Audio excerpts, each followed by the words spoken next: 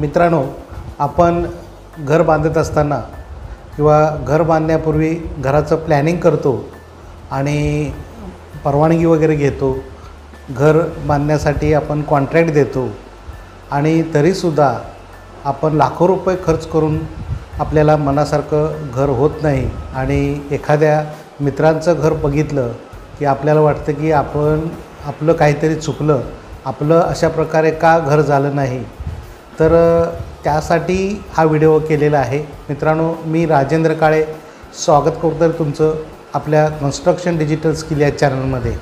तर मित्रांनो, आजचा व्हिडिओ यासाठी केलेला आहे की लाखो रुपये आपण बांधकाम करत असताना बिल्डिंगमध्ये किंवा घरामध्ये वापरत असतो, घालत असतो आणि मनाप्रमाणे जर घर झालं नाही तर आपल्याला दुःख होण्याचा संभव असतो किंवा मनामध्ये थोडंसं एक सल राहते आणि त्यासाठी हा व्हिडिओ आहे. मित्रांनो, घर बांधत असताना घराचं जे प्लॅनिंग आहे हे आर्किटेक्ट किंवा इंजिनियरकडून तुम्ही करून घ्या आणि आर्किटेक्ट किंवा इंजिनियरकडून तुम्हाला परेपर्यंत तुम्ही त्यांच्याकडून वेगवेगळे प्लॅन्स तयार करून घ्या आणि किंवा तुम्ही एखाद्या लोकॅलिटीमधून सुद्धा तुम्ही घर बघून घ्या आणि त्या पद्धतीचं प्लॅनिंग करायला सांगा.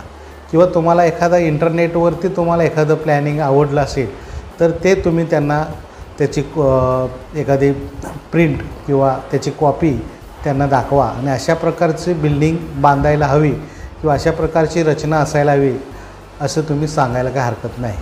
आणि बऱ्याच वेळेला काय होतं की फी जाते म्हणून आपण काय करतो आहे, आर्किटेक्ट व इंजिनियर टाळतो आहे आणि आपण कुठून तरी प्लॅन मिळवलेला असतो आणि त्या प्लॅनपासून आपण एखादा सेंटरिंग कॉन्ट्रॅक्टर, एखादा गवंडी आणि त्याच्याकडून आपण घर बांधून घेतो आणि मग आपल्याला इलेव्हेशन किंवा त्याचं सेक्शन या गोष्टी माहीत नसतात किंवा घरामध्ये जे काही खिडक्या, त्याचं ओरिएंटेशन हे टेक्निकली बाबी माहीत नसतात की घरामध्ये ओलावा येऊ नये म्हणून डॅम्प प्रूफ कोर्स कुठं करावा, छज्जे कसे असावेत, इलेव्हेशन कसं असावं. या गोष्टी आपल्याला फक्त प्लॅन चांगला मिळाला म्हणून ह्या गोष्टी होत नाहीत. त्यासाठी आर्किटेक्ट किंवा इंजिनियरची गरज असते आणि म्हणून आपण लाखो रुपये खर्च करतो आणि 2 ते 3% फीसाठी आपण इंजिनियर किंवा आर्किटेक्टना टाळतो. तर शक्यतो मित्रांनो, हे टाळू नका. टेक्निशियन जे असतात त्याची मदत घ्या. इलेक्ट्रिकल टेक्निशियन असेल किंवा आणखीन कोण असेल, प्लंबर असेल, तो चांगल्या प्रतीचा किंवा चांगलं काम केलेल्या लोकांच्याकडून कामं करून घेत चला. तरच तुमचं मनातील जे स्वप्नातील घर असतं ते होतं. आणि जर 3D व्ह्यू तुम्ही करून घ्या. बरेच जण मी बघतो आहे की बऱ्याच जणांनी घर बांधलेलं आहे पण त्यांना जर विचारलं तुमच्याकडे घराचं प्लॅनिंग अवेलेबल आहे का, आणि तर ते सांगतात नाही, आमच्याकडं प्लॅनिंग अवेलेबल नाही. म्हणजे वरचा मजला जेव्हा ते करायचा असतो आणि त्यावेळेला आम्हाला ते बोलवतात की वरच्या मजल्यासाठी तुम्ही प्लॅनिंग करा. तर मित्रांनो, त्यांना जर ग्राउंड फ्लोअरचं जर तुमच्याकडे प्लॅन असेल तर आम्ही रेफरन्ससाठी द्या म्हणून विचारतो, तेव्हा त्यांच्याकडे साधा प्लॅनसुद्धा नसतो. तर त्यामुळं काय होतं की जेव्हा आपल्याला G+1 बांधायचं आहे, भविष्यात का विना बांधायचं असेल तर त्याची पूर्ण प्लॅनिंग हे अगोदरच करून घ्या. जर तुम्हाला ग्राउंड फ्लोअरच बांधायचं आहे पण भविष्यामध्ये फर्स्ट फ्लोअर बांधायचं असेल तरीसुद्धा तुम्ही अगोदरच प्लॅनिंग करून ठेवा. बांधताना तुम्ही ग्राउंड फ्लोअरच बांधा पण मात्र प्लॅनिंग त्यानुसार आपण स्लॅबमध्ये बीमची अरेंजमेंट करत असतो. आणि दुसरं म्हणजे 3D व्ह्यू. एखादी बिल्डिंग आपण ज्यावेळेला आपण बांधायचं ठरवतो आणि आर्किटेक्ट किंवा इंजिनियरकडून प्लॅनिंग घ्यायचं असेल तर त्यांच्याकडून तुम्ही 3D व्ह्यू करून घ्या. बरेच जण काय करतात, 3D व्ह्यूला जास्त पैसे द्यावे लागतात म्हणून 3D व्ह्यू करून घेत नाहीत आणि मनाप्रमाणे परत घर होत नाही. आणि म्हणून मनाप्रमाणे किंवा तुम्हाला एखाद्या इंटरनेटवरती जे 3D दाखवतात त्या पद्धतीनं जर हवं असेल तर अगोदर आपल्या घराचं जे प्लॅनिंग करणारे इंजिनियर किंवा आर्किटेक्ट आहेत त्यांच्याकडून 3D इलेव्हेशन किंवा 3D व्ह्यू काढून घ्या आणि तो तुमच्या घर बांधेपर्यंत तुमच्याजवळ किंवा तुमच्या समोर घरामध्ये लावून ठेवा की त्या पद्धतीनंच घर होतं. बऱ्याच तुम्ही बघता की जे फ्लॅट्सचे जे हाऊसिंग सोसायटी असतात त्यांचे बिल्डर्स जे असतात ते पहिल्यांदा 3D व्ह्यू लावतात.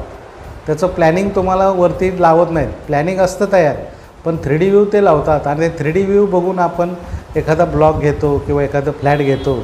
तर तशा प्रकारचं तुम्ही अगोदर काय करा, प्लॅनिंग केल्यानंतर ताबडतोब तुम्हाला आवडणारं 3D व्ह्यू त्यांच्याकडून करून घ्या.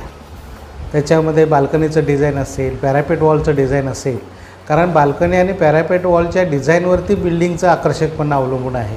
किंवा लँडस्केपिंग असेल, कंपाऊंड वॉल असेल, गेटचं डिझाईन असेल, तर आजूबाजूचा परिसर असेल, त्याचं प्लॅन्टेशन, त्याचं जे काही तुम्हाला पार्किंगसाठी ज्या टाईल्स बसवायच्या आहेत त्याची निवड असेल.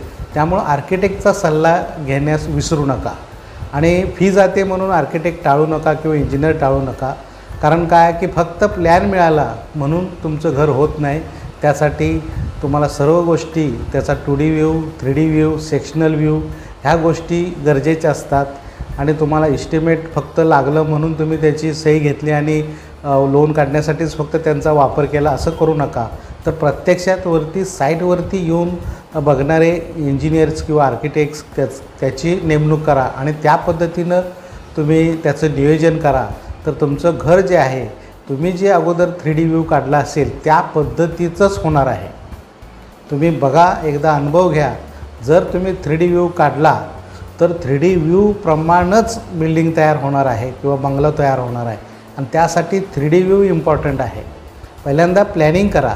प्लॅनिंग पसंत आल्यानंतर मग 3D व्ह्यू काढण्यासाठी सांगा. आणि 3D व्ह्यू काढण्यासाठी तुम्हाला जे काही इंटरनेटवरती 3D व्ह्यू मोठ्या प्रमाणात अवेलेबल असतात, तर तुम्हाला तुमच्या बजेटनुसार कसं असतं, 3D व्ह्यू ज्यावेळेला आपण एखादा निवडतो त्यावेळेला त्याला एक्स्ट्रा आपल्याला आर्किटेक्टला फी द्यावी लागते 3D व्ह्यूसाठी. किंवा काम करतानासुद्धा एक्स्ट्रा चार्जेस, मटेरियल लागतं किंवा लेबर चार्जेस वाढतात, इतर खर्च वाढतो. तर तो खर्च वाढला तरी चालेल, पण तुम्ही थोड्याशा खर्चासाठी बिल्डिंगचा जो इलेव्हेशन आहे किंवा जो फ्रंट व्ह्यू आहे तो खराब होऊन देऊ नका. त्यासाठी तो खर्च करा. तर अशा प्रकारे जर तुम्ही 3D व्ह्यू, 2D व्ह्यू पहिल्यांदा काढून घ्या आणि तो आपल्याला सलग 8-10 दिवस तो तसाच ठेवून द्या. 8 दिवसांनीसुद्धा तो तुम्हाला प्लॅन किंवा 3D व्ह्यू आवडायला हवा.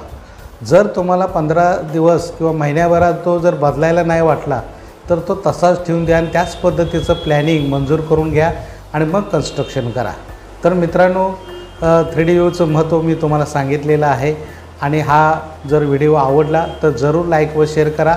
व आपण या चॅनलवरती नवीन असाल तर चॅनल सबस्क्राईब करण्यासाठी विसरू नका. आणि जर तुमचे काही बांधकामाबद्दल प्रश्न असतील तर जरूर कमेंट बॉक्समध्ये विचारा.